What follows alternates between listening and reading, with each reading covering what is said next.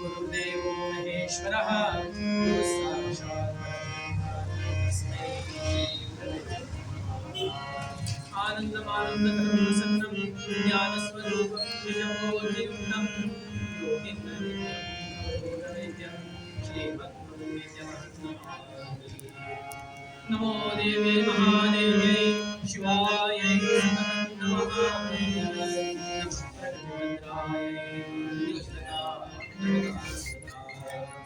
वसुदेवसुदेवं वंशचाणूरमर्दनं देवकी परमानन्दं तेज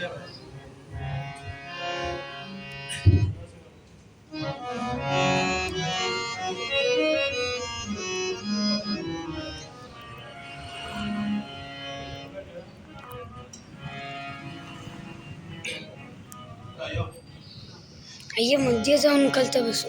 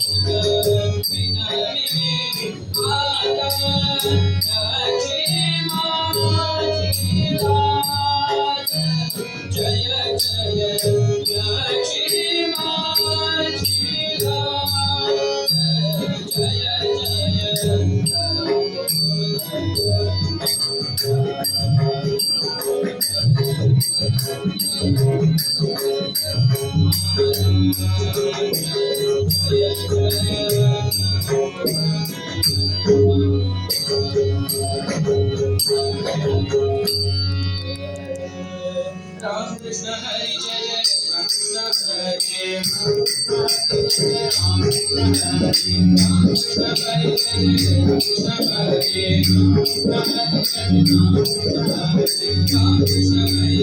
जय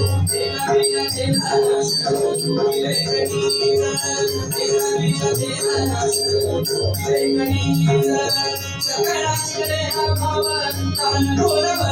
जय जय राम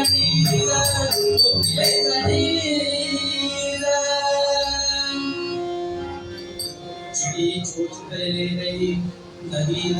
गुरुदेव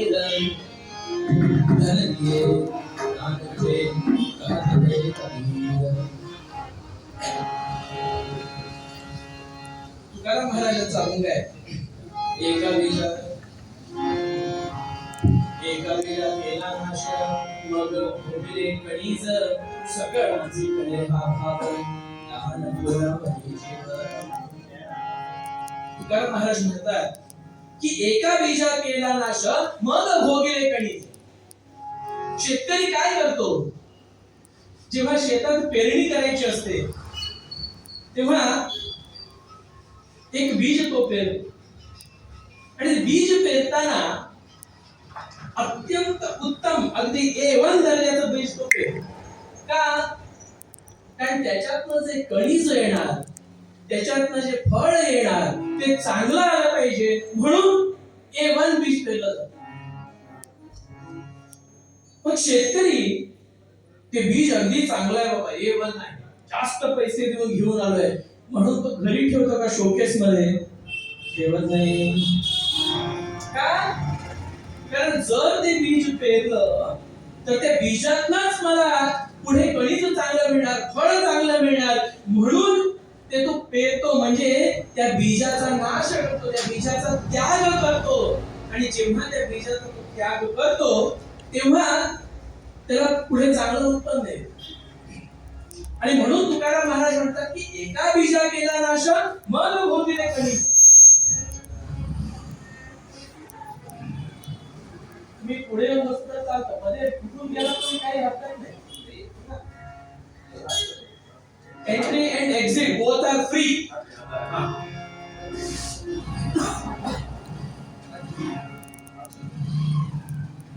तर तुकाराम महाराज म्हणतात की एका बीजा केला नाश मग भोगिले कळील. म्हणजे एक बीज हे नाश केल्यामुळे त्याला चांगलं फळ मिळतं. एका गावात एक शेतकरी होता.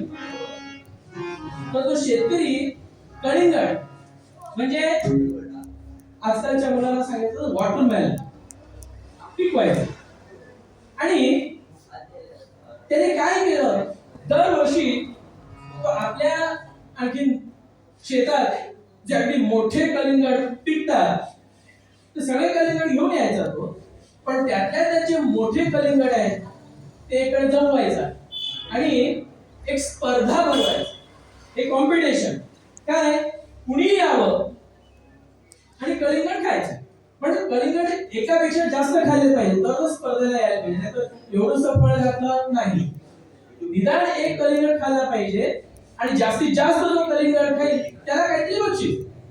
पण एक अट अशी काय होते, ती कलिंगड खाल्ल्यानंतर ज्या बिया असतात त्या बाहेर कुठेही न टाकता एक डबा केला होता. त्या डब्यात त्या सगळ्या बिया तुकायच्या, म्हणजे बिया साठवायच्या असं त्यांनी ठरवलं. तर पहिल्या वर्षी स्पर्धा झाली, दुसऱ्या वर्षी झाली, तिसऱ्या वर्षी झाली, दरवर्षी स्पर्धा होत आहे. 10 वर्ष झाली. हळूहळू तो माणूस म्हातारा झाला आणि त्याच्या मुलाला पुढे शेती चालवायला सुरुवात केली. शेती चालवायला घेतल्यानंतर सर्वात पहिलं काम त्या मुलाने काय केलं, तर ती स्पर्धा बंद करून टाकली. का बंद केली, म्हणाले माझ्या वडिलांना डोकं नाही म्हणत. तर कोणी कलिंगड फुकट देतं का? आजच्या जगात काही फुकट मिळत नाही. बस मधनं फ्री ट्रॅव्हल करता पण दुसरीकडनं पैसे काढले जातात, त्यामुळे फुकट काही मिळत नाही. तसं असताना देखील माझे वडील फुकट कलिंगड देतात, तर काय करतं म्हणजे मी बंद करून टाकलं. पण झालं काय, आधी त्यांच्या शेतात साधारण 60 ते 70% एवढे मोठे मोठे कलिंगड व्हायचे. 60 ते 70%. हळूहळू ते 40% झाले, 20% झाले, 20% झाले. काय झालं, मग मुलाने विचार केला माझे बाबा खरंच हुशार होते. कारण ते काय करायचे, जो मोठा कलिंगड असायचा ते बाजूला काढून ठेवून त्याची स्पर्धा भरवायची आणि त्याची जी बी आहे ती सगळी परत साठवायची आणि परत त्याच बीजाला पेरलं जायचं. म्हणजे या वर्षी समजा 10 कलिंगड मोठे आले तर ते 10 कलिंगडातून मला 100 बीज मिळतील, तर त्याच्यामध्ये अजून 10 कलिंगड जास्त, म्हणजे म्हणता म्हणता मोठे जे कलिंगड आहेत ते जास्त मिळायचे आणि छोटे कलिंगड कमी होत जायचे. पण ते मुलाला कळलं नाही आणि कळेपर्यंत झाला खुशी. असो, पण सांगायचं तात्पर्य कसं की त्या माणसानं त्या चांगल्या बीजांचा त्याग केला, ते साठवून ठेवल्याने किंवा मला पैसे जास्त मिळावे म्हणून तो कलिंगड विकला नाही, म्हणून त्याला वाढ होत गेली, मोठे मोठे कलिंगड त्याला मिळत गेले.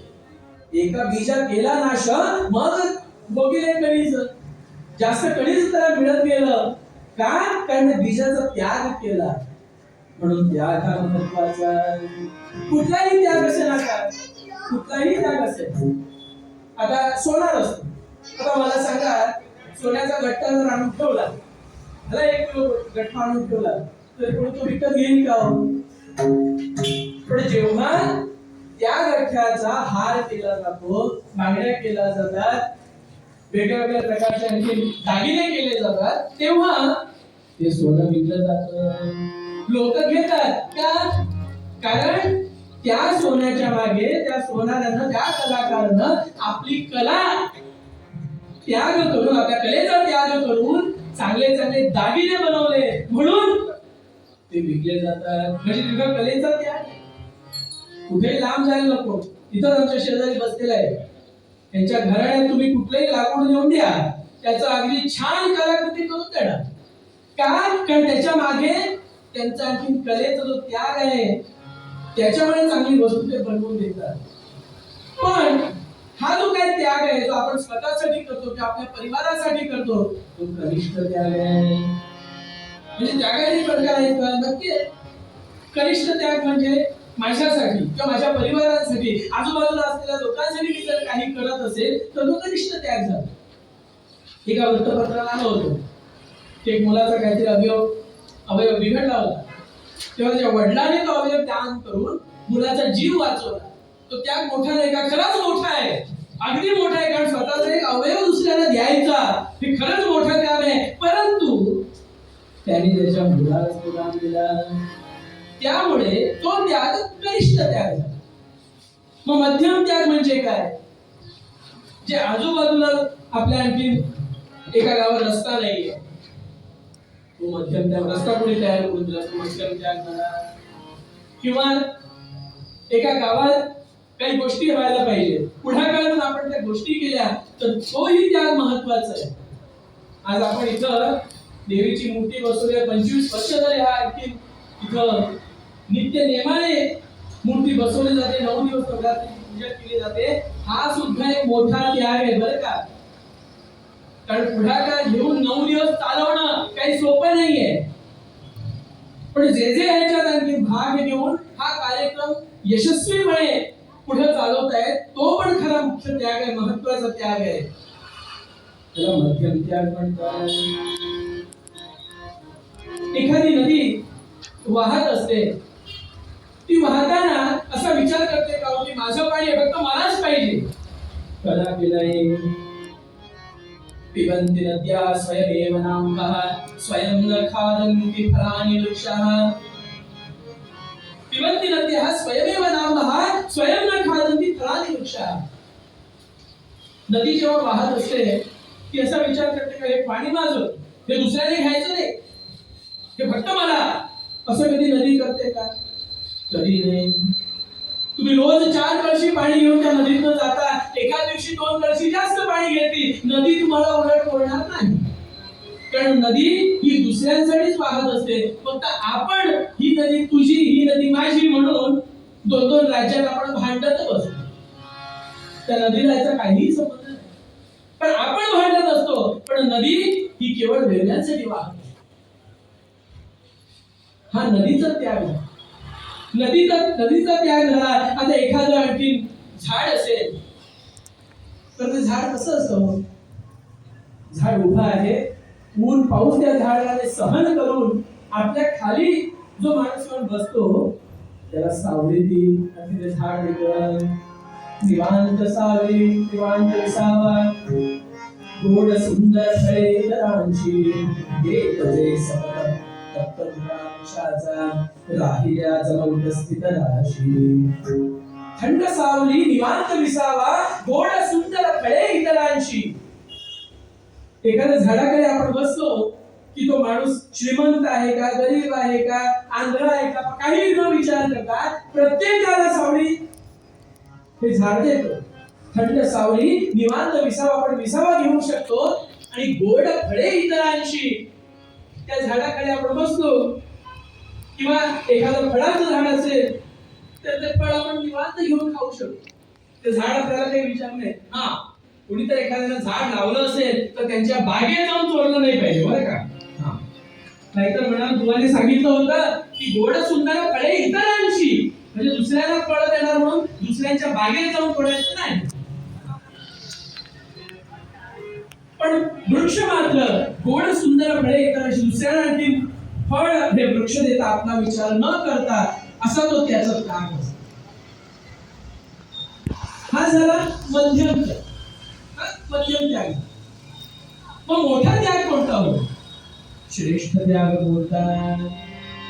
श्रेष्ठ त्याग कोणता? आपण भरपूर त्याग करतो. समजा एखादी लहान मुलगी असेल, आता ती मुलगी 7-8 वर्षाची झाली की तिला वाटतं की मी पण त्यांना डुलकी घालून घ्यावी, त्यांना छान छान दागिने घालून घ्यावे.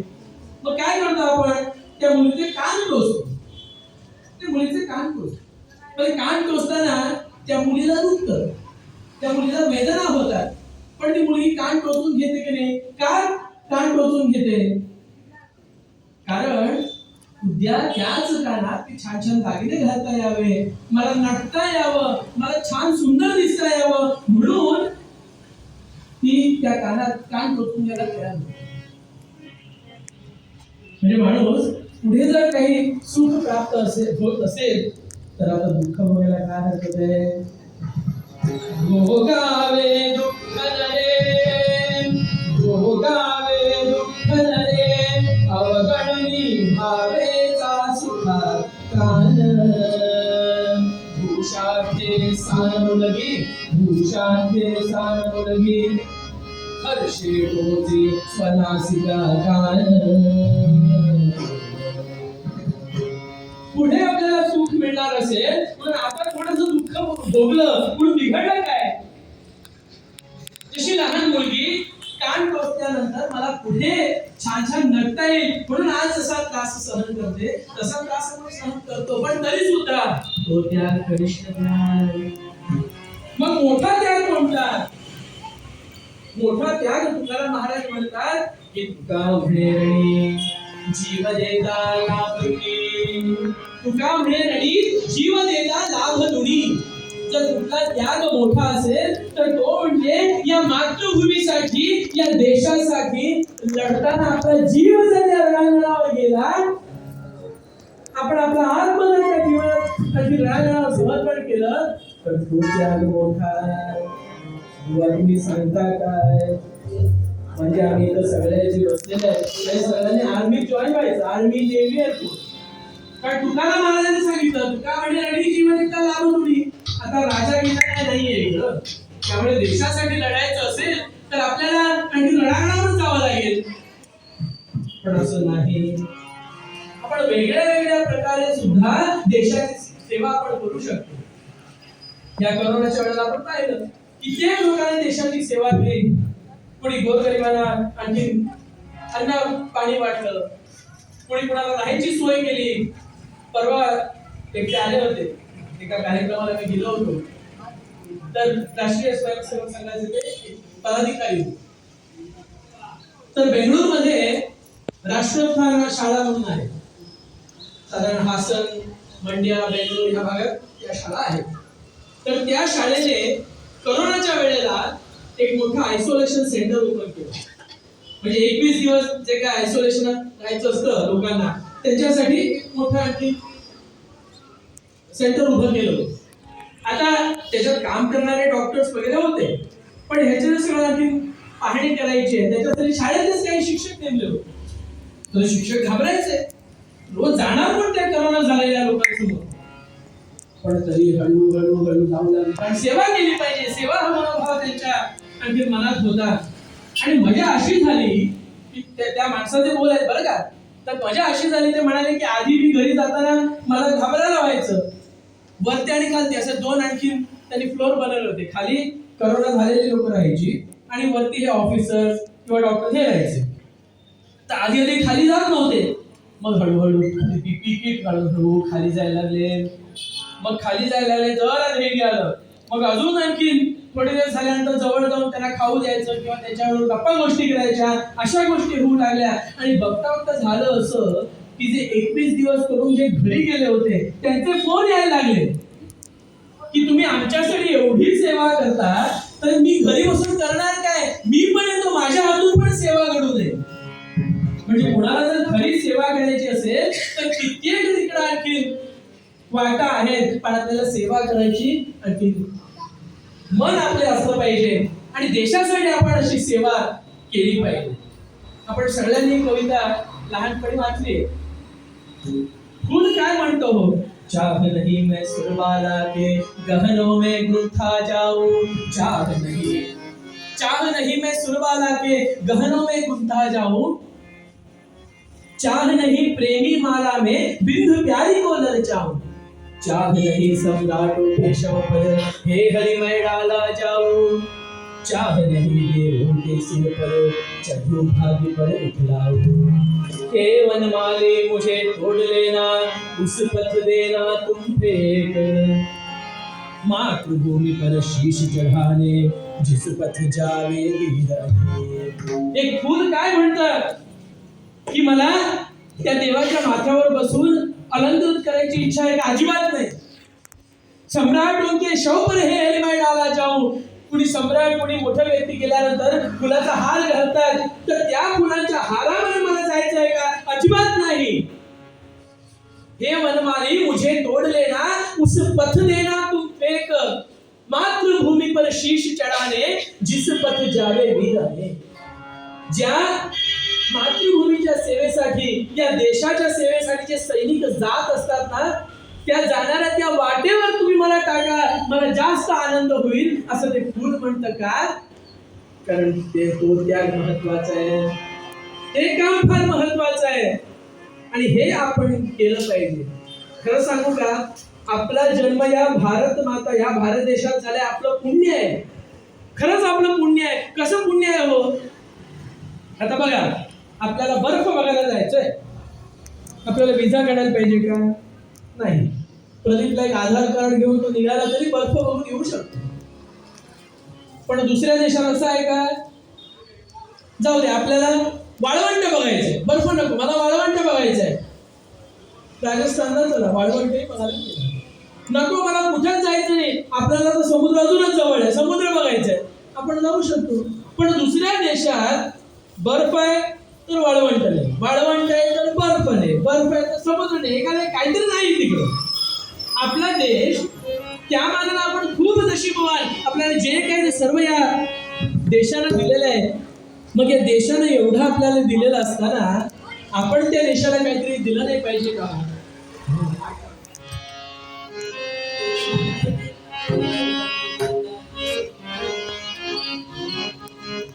है सब कुछ तुम भी तो कुछ देना सीखो, देश हमें देता है सब कुछ हम भी तो कुछ देना सीखे, देश हमें देता है सब कुछ हम भी तो कुछ देना सीखे.